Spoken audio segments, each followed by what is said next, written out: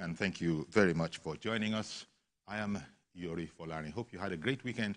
And my guest this morning is Mr. Jide Ologun. He's a legal practitioner and political affairs analyst. Good morning to you, Jide, as always. Thank you very much for making time for us this morning. Okay, so the by-elections, I suppose on the political calendar, the by-elections have come and gone. A sort of a mixed bag of reporting. I don't know if you'll agree that by and large, it has gone well, which is not the same as to say that there were no problems anywhere at all. For instance, the reports are that, let me see now, reports are that, well, APC swept Lagos, Oyo, Ondo, and then there were apathy and irregularities marring the by-elections in other places. That's paraphrasing one newspaper's headlines about the matter. Would you say that pretty much sums it up? Absolutely. And these are typical features that we have in our elections as we continue to invent and reinvent. And it clearly shows that the mindset of some electorates have not changed, and that the political atmosphere also has not changed so much, because if you isolate places like Enugu and Plateau State and some other areas, we had reports of thuggery, yes, and ballot snatching and disruptions, which by now I believe we should have overgrown as a nation. But interestingly, that is where we are now. And I thought over it and came to a conclusion that, you see, with the level of poverty we have in the country, it may be difficult to depart from the kind of violent interventions that we have during some of our elections, because some are still of the mindset that when elections are on the stage, it's time for them to benefit. And there are still the politicians who believe that they must get involved to disrupt the process. And it's quite, but generally speaking, and it was reported to have been quite peaceful. And again, we had the regular feature of apathy. Well, again, yes. So this except for Ondo State, where reportedly the turnout was impressive, so. The point you make about the attitude of our people, you spoke of them as the electorate. Because of what I'm going to say, there are those who don't even bother to go out and vote at all, which is unfortunate. But that point you spoke to, that our people see an election as not an ordinary affair, let it lie wherever it falls, doesn't seem to be the attitude of our people. They feel that apart from actually contributing, casting their vote and thereby contributing to the whole process, they feel that, no, we have to do something. You can't just let things pan out the way they will. And that's a problem. So we go back to the whole question of our political education, not just for the electorate, not just for the candidates themselves, but our whole attitude, which does not exclude those I said who have said that, I'm not going to be, I don't vote, I don't go, meaning that they've given up, they don't trust the process. They've involved, we involve professors, we involve people of NYSC people, and you saw the reports that were coming through that, in fact, I think somewhere we hear that there were NYSC members and 2 other INEC officials that were held hostage. So this is outright criminality, and you seem to be indicating that, well, it's not going to change anytime soon. Exactly. The background of political culture is also defined by the governance deliverables. Where you have good governance, and the primary purpose of government as enshrined in our Constitution, Section 14, subsection 2, that states that the security and the welfare of the citizens shall be the primary purpose of government. Where you have that, and the welfare is well taken care of, then you won't have the resources for violence that you have. You see, because for some electorates, it's when elections are around the corner that you can grab from the politicians. So for them, it's like their season of harvest. And for the politicians, electioneering in Nigeria is a gateway to the highest point of wealth creation in the nation right now. It's a high-yield environment. And they also leverage on that to mobilize all the stakeholders that can help them get there. Recently, the former governor of Rivers State and a former federal minister was telling the youth that why do you need to travel out of the country? Nigeria is a place where you can wake up and become a governor. These are strong statements. So unless we make the political environment less business-like and we focus on rendering services under the tenets of democracy, creating commonwealth for common good, we are not going to move away from where we are right now. So that's why you see that level of desperation. And I did a comparison. In the UK, for instance, parliamentarians were resigning.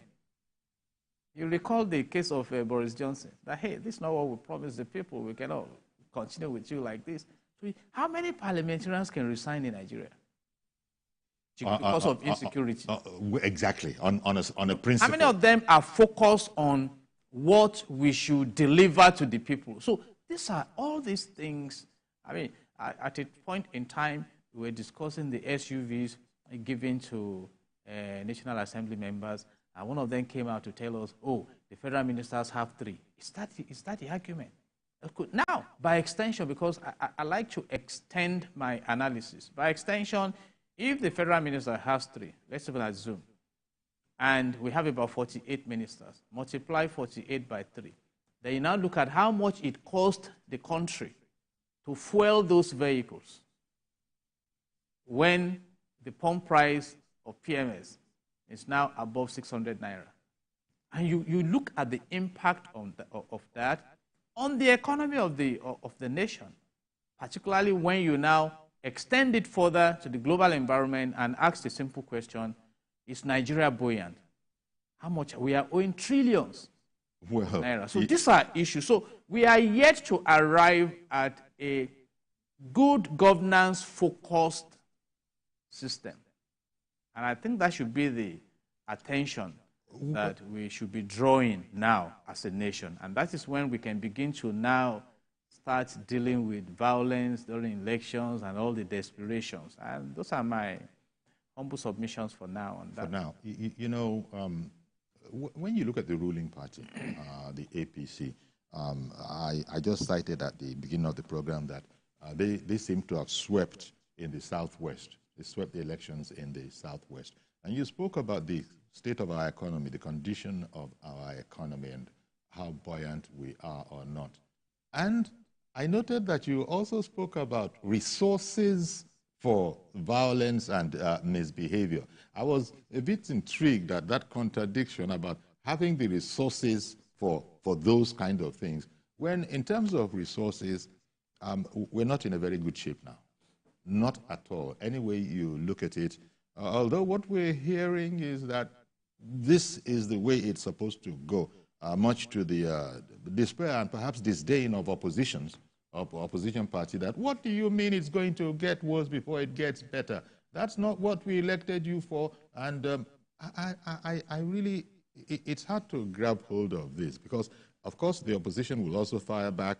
I mean, sorry, not the opposition. The ruling party and supporters will fire back that what is going on now, it can be traced to the removal of fuel subsidy. And every candidate, bar none, promised to do exactly what the leader, President Bola Ahmed Tinubu has done. So any way you look at it, we would have been in this fix if, you know, since the conditions are different. So it goes back to, I don't know, not having, and by the way, the ruling party leads with the banner of renewed hope. I don't know if any, right now people aren't feeling that renewal of hope, to talk less of the by-elections that have gone now, and we still have problems. because people are seeing it very much in the terms you described at the beginning as, aha, now's my time for profit, now's my time for gain. Not, now's my time to go out there, look at the facts, and work according to the facts, do what is best and what is necessary for the country, as opposed to rumors and conjectures as to what is going on. Great concern. And, you know, the scripture says that if the foundation be destroyed, what can the righteous do? And that is even talking of the righteous, not the wicked. So the righteous, we have to struggle. We have a foundational problem in Nigeria. And many have argued against it. If you read section 15, subsection 5 of the Nigerian Constitution 1999 as amended, it states clearly that the state shall abolish corrupt practices and abuse of office. And those are the major problems. And until we begin to deal with that. Okay, because I wanted to wait for you to see what you meant by foundational problems. Exactly. Now I get where you're going. And so we are talking about fuel subsidy removal. How many culprits of the fuel subsidy scam have been brought to justice? In industrial psychology, you talk about reinforcement theory, which means if there is something you should prevent at level A and you don't prevent it, by the time it gets to level P, you are dealing with a mega problem because you are reinforcing it. And I pray for President Asiwaju Bola Ahmed Tinubu that he will succeed. But let me say this secret, and I can be quoted globally. Unless he starts dealing with the cabal in this nation, his government will be frustrated. My name is Olajide Agbola Ologun. Last week we were discussing EFCC coming out to say 7 billion naira was traced to a religious body, to a nameless religious body. So we just hear about it. And Dubai identified 6 sponsors of Boko Haram, jailed all 6, 2 to life imprisonment, 4 to 10 years. And we are here still. We even told the world that we have identified 400. And these are the issues. So it's not about the removal of the fuel subsidy. It's because there are no consequences for crime in Nigeria. And why? And people will continue to commit that crime to frustrate the government. This morning, sir, my heart was so heavy for Nigeria. And I sat down and I got some revelations. While some of us are here speaking English, advocating for good governance in Nigeria, some wicked people are busy spending their resources on how to frustrate the system and impoverish the nation. And that is what they do full time. The oil thieves. You know, we are quick to bring up nomenclature, religion, ethnicity. I've asked this question, no one has answered me. The oil thieves in this country, don't they have religions? Are they from the moon or Pluto? Don't they have ethnic alignment? So these are issues of our time. So our problems are foundational. Early 70s, General Gowon retired. The then military head of state came out to say that Nigeria's problem was not money, but how to spend the money. In this country, NNPC came out to tell us they spent 100 billion naira on turnaround of moribund refineries. At the time, it was 0 remittance to federation accounts. And we are still talking of fuel subsidy removal. Who has been, at the time, Uncle Yori, in this country, some guys imported adulterated fuel. Who are they? Where are they? And they are still within the system. The former president of Nigeria, Dr. Goodluck Ebele Jonathan, was bold to declare that he has them in his government. And I'm saying now, in fact, the former governor of Kaduna State, El Rufai, came out to say, we know these bandits. We communicate with them. In fact, a major non-state actor, prominent Nigerian, went to their enclave, took photographs with them, parading their ammunition. You see, and you see, there are 3 levels of madness in life. The first level is to know your problem, know the solution, and just be playing around. All right, so let me leave it at that level to save time. So I think there is a governance madness that is plaguing Nigeria. And until we wake up, so now, sir, we are talking about politics. Now, kings are being killed in their palaces. Kidnappers are entering the Federal Capital Territory freely. I mean, we are in serious problem. In fact, I wish we are not discussing election today. Yes. In fact, and why all of this is coming to the fore as we are discussing the reruns and by-elections is really looking at it from the point of view of when the original elections, the substantive elections were conducted, pretty much this was what we had on ground. And then we've seen how we've continued our governance with that. And now that the reruns, the by-elections have come, we're still talking about these very matters. So it doesn't really look as if we can really expect much difference as a result of, the results of these rerun elections. You talk about the fundamental problem, and I will sort of summarize it as, look, very much the way you did. But then we hear that, well, it's always easier from the outside. Before you actually enter into the governance hall, you know what to do, and indeed how to do it. But it looks that even the ruling APC has come up against that jam of, well, now we're in there. Actually, we can open the windows and open the doors as much as we want because we occupy the house now. But then suddenly we find out that, keep that window closed, metaphorically speaking. You don't need to open that door all the way. And of course, it all goes back to, continuing my metaphor, we have to ensure that we still have a country to govern. And there are some things that were not really seen for what they were, but now we have to contend with them. And I'm afraid we're not at liberty to share with you all that we know. I wish they would say it like that, but of course, it is never said like that. But that is the way people are discerning it. And so we still have this matter of irregularities at elections, apathy in some cases, meaning the people have given up. They don't believe in it. But the government is telling us that they are actually doing their level best. In fact, only last week, as you were saying, we speak every day. They were saying that, the right things have been done. And you alluded to it, the right policies have been floated. The next step is to actually get the people, get politicians to work for them.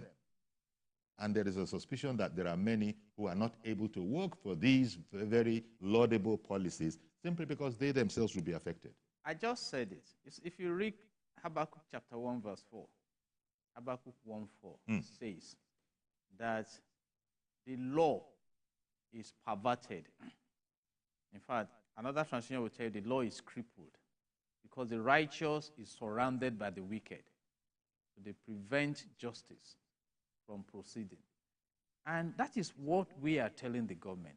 Your right policies will be jeopardized by the wrong crowd.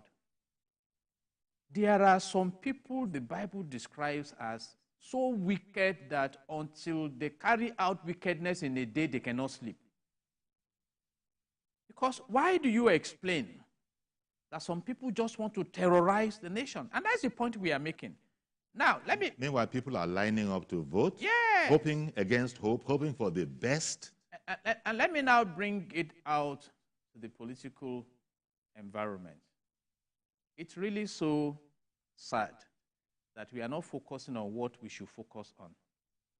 Can we say that the lifestyle within the political elite reflects the reality of the nation?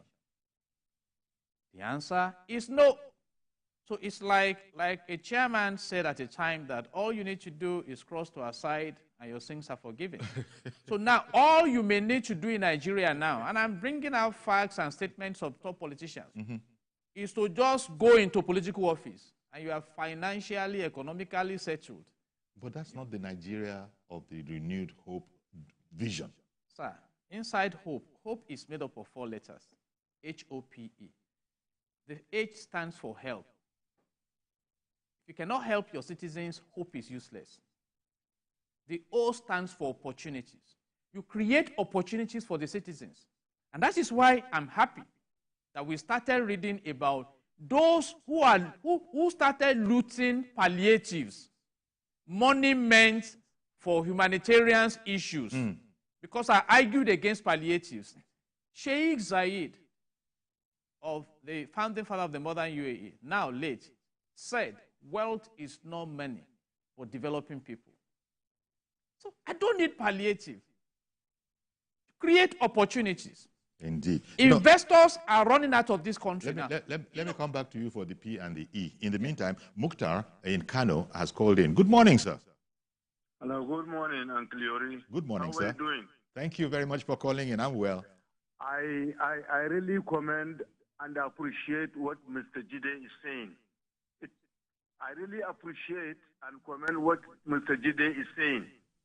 Mr. Jide is telling the truth, the naked truth, to the whole world, because he enumerated Nigeria problems and he gave a history of the problems of this nation and he listed them.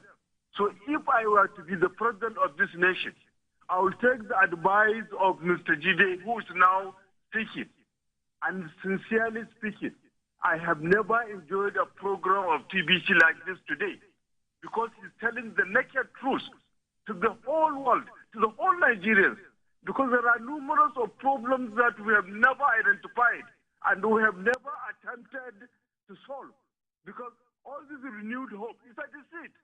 It's a deceit. Let's face the reality. There are numerous problems that are militating against the lives of Nigerians. The hardship we are going through, the military, the peace, the prices, the economy, and the political stability of the nation. But the leaders are all going for their own interest in the political arena.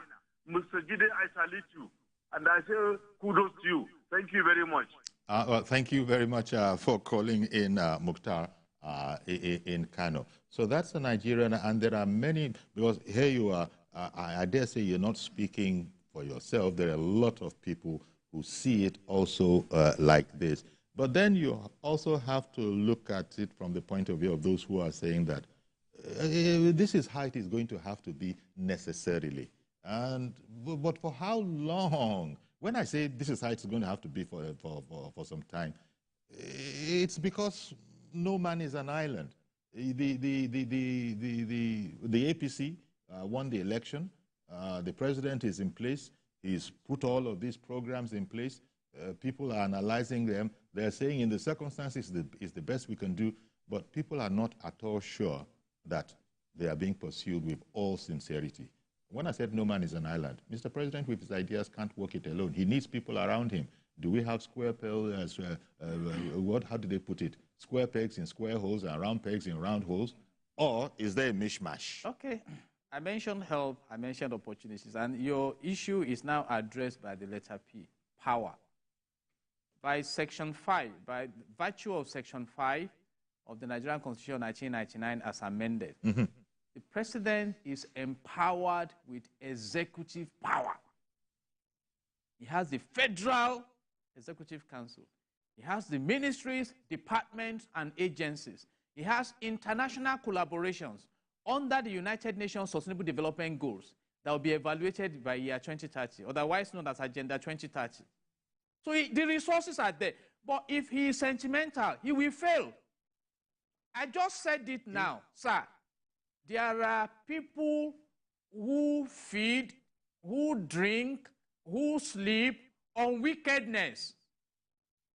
Or and they will do... Which is the same thing. You see, the advanced level of self-interest is wickedness.